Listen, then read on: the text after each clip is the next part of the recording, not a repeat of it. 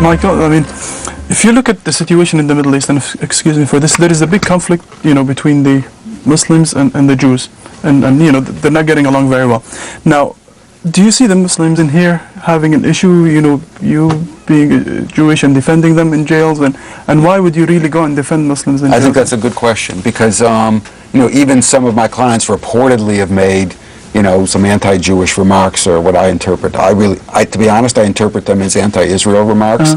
And my view is that part of the heart of our problem here is not settling the Israel-Palestine issue. To me, it's really remarkable. And in this country, you can make almost no progress on that issue. I mean, the idea that, for example, the other day that the Bush administration agreed to expansion of the settlements, to me, I can't even put that into my comprehension. It's not something I can understand.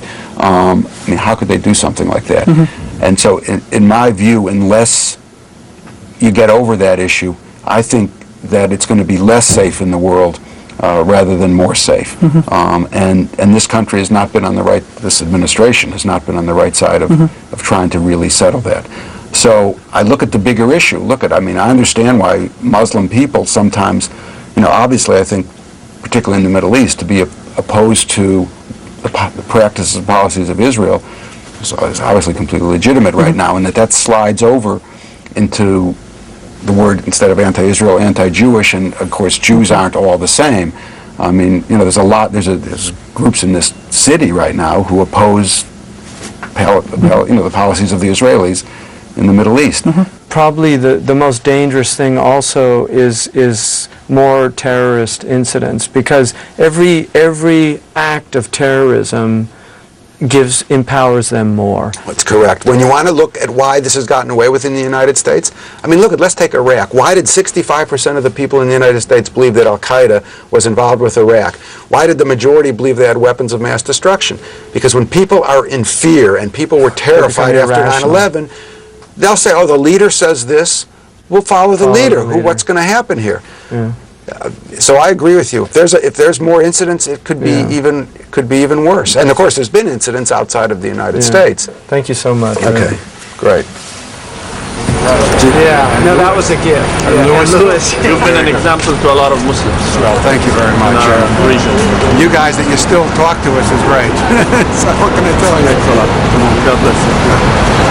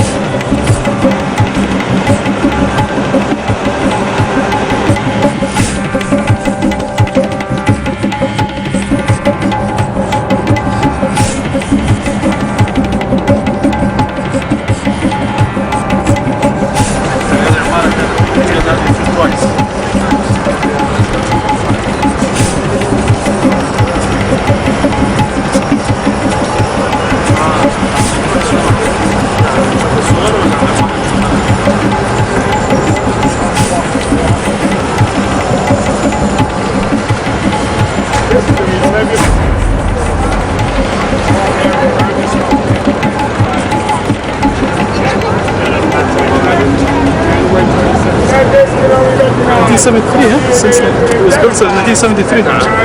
73 no? Let's go.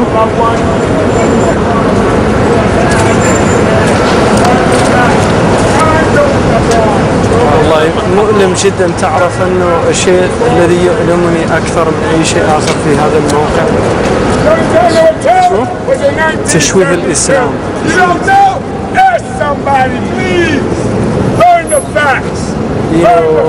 هؤلاء شوهوا سمعة الإسلام. والنبي صلى الله عليه وسلم لما خالد رضي الله عنه قتل هؤلاء الأسارة مباشرة قال اللهم إني بريء مما صنع خالد رضي الله عنه عليه السلام.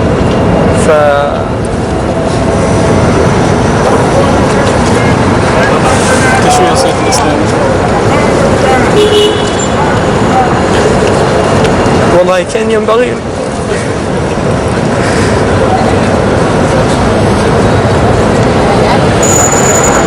ينبغي للمسلمين فقط أن يقول اللهم إنا براء مما صنع هؤلاء، عندي صوت واحد مهما كان العداوة والبغض والحقد والكراهية لجرائم هذه الدولة.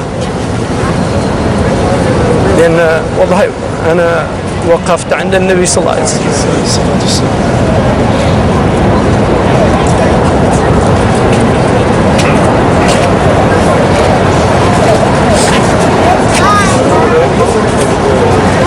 وما أرسلناك إلا رحمة للعالمين. وابن قيم الجوزية قال هذا الدين كله عدالة والرحمة وحكمة ومصلحة، فما خرج عن العدالة إلى الجور ليس من الدين، وما خرج من الرحمة إلى العنف ليس من الدين، وما خرج من مصلحة إلى ضدها ليس من الدين، وما خرج من الحكمة إلى ضدها ليس من الدين. هذه قاعدة أنا تمنيت كل مسلم يحفظ هذه الكلمات، أن الدين كله عدالة ورحمة ومصلحة وحكمة، وأضداد هذه الأشياء الأربع لا يتصل بالدين بالصلة.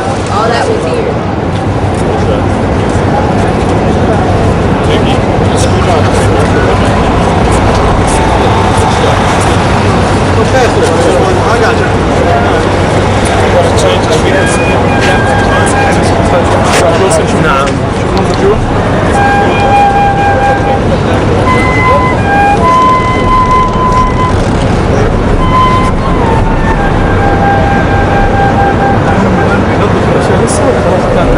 لا عملية عظيمة جدا. كيف عملية عظيمة؟ لسه تنظيف ولا خلاص يبدأ بنا؟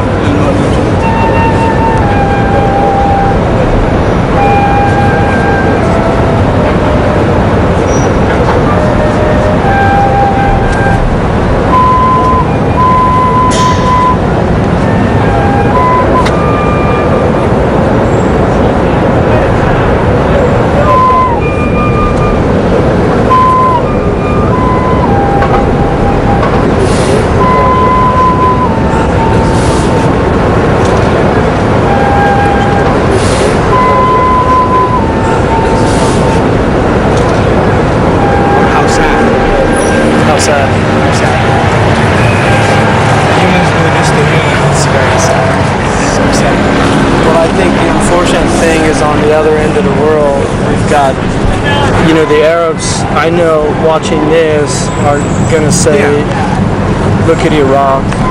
It's these cycles of violence that are just perpetuated. I think for the Arabs, there's a feeling in the Arab world that is so profound that American lives have worth and our lives don't. Can you make that equivalence between destruction here, pain and suffering here, and at the same time, do you have to make that equivalence in your programming between what's happening in Iraq, what's happening? I don't think it's about equivalent in my program. I think it's if I see something like this in Iraq, I would say I would have exactly No, the same because I mean, feeling. what they're feeling. See, what they are feeling is that and this is painful for me. I mean, just it's painful for me that Islam could get blamed for this. I mean, that's Islam as opposed to just a few individuals. just crazy. Well, I'm not crazy. Calculated, rational beings. Hateful. That But this could is do what Osama this was trying in to the do. name of Islam. The problem is that we suffer as people, millions, hundreds of millions, because of the decisions of fear. That's really disturbing. Well, that's time immemorial too. Yeah. This thing in a way bothers me more than what happens in Iraq for a reason. Both of them are innocents dying, and this bothers me at the same level. But this adds to me a certain bother that it's affecting Islam. This is beyond. It's just the human tragedy. It's into that. This has come in the way between Americans understanding the real Islam. So it adds to the human tragedy. But this is exactly what Osama bin Laden wanted to do. I mean, that's the understanding that. Well, he wanted that's to the drive- tragedy drive- of it. and The wedge was the goal, and the more we allow that to happen, the more we're actually doing exactly what the individuals wanted to happen, and that is the great. I think that's the extended tragedy of an already tragic situation. I mean, we need a serious paradigm shift on this planet. This is not working. And the response, you asked, do you think the Saudis can change? I mean, the question I think a lot of Saudis are asking, and a lot of Arabs, can America change? Can America, the Europeans had a very different response. Most of them did not want to go to war. 1 million English people went out and protested. And the response, in Arabic sign language, the symbol for American is this, guns blazing. And that is unfortunately a lot of our response.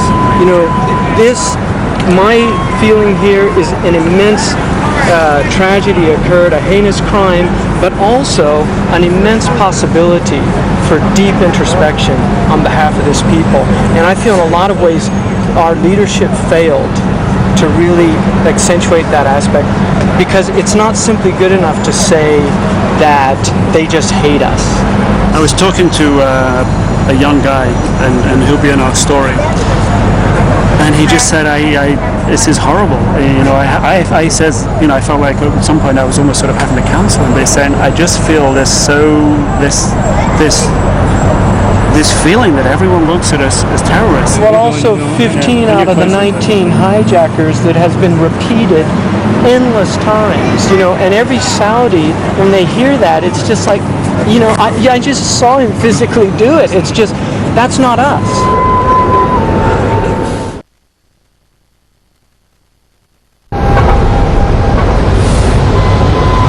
Question. I mean, it's like for our audience. We've been doing this show to sort of bridge the gap and show, sort of the balance. What are you guys doing? I mean, as CNN or that to do the same for the people? I mean, that's what we're coming to Saudi Arabia and trying to talking to you guys and talking to other people and trying to hear what people are saying. What's the message? I think the message is that it's like your message in a way that here, listen to these people, hear what they have to say, hear that they're normal people, hear that they have everyday issues, hear how they really feel about it, and then make your judgment on what you really think. And I think what we've heard you express. I mean, you're from where I stand, you're just like right there in the middle of Saudi society. You're the man on the street, if you will, of Saudi society. You're not telling me anything different that other people aren't telling me, and that's what's coming through. What you're telling us, to empathize, to understand, to listen to these issues. I mean, I think that's what we're doing. And did you have certain expectations before? I mean, before you visited, were you expecting something, then you saw something different? Was it the same? I mean, when I came in June, I came right after the day that Paul Johnson was beheaded, and I felt that I stood out. And I felt, when I arrived in Riyadh, could I trust that taxi driver? Would I be safe? Would I be safe in the hotel? What is a Saudi seeing on TV? The regular Saudi is sitting in Saudi Arabia. What is he seeing? All he's seeing is the Iraqi war.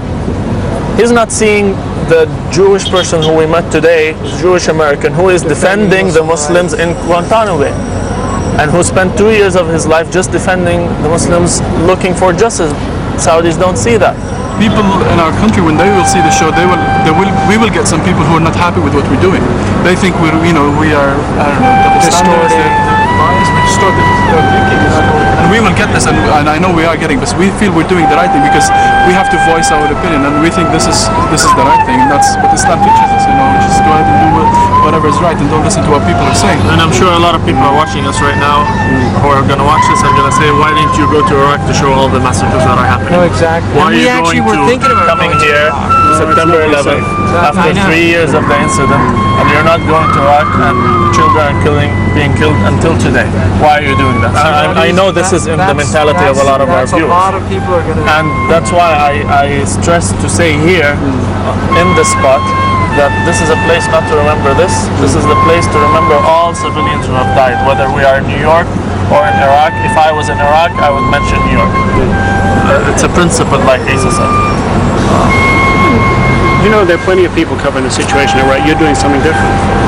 We're going against the flow. You're adding another piece. You're going against the flow. We're going against the flow right now. I think this will be the first program that will, we're trying our best, of course, that will show a balanced view on the U.S., taking emotions aside.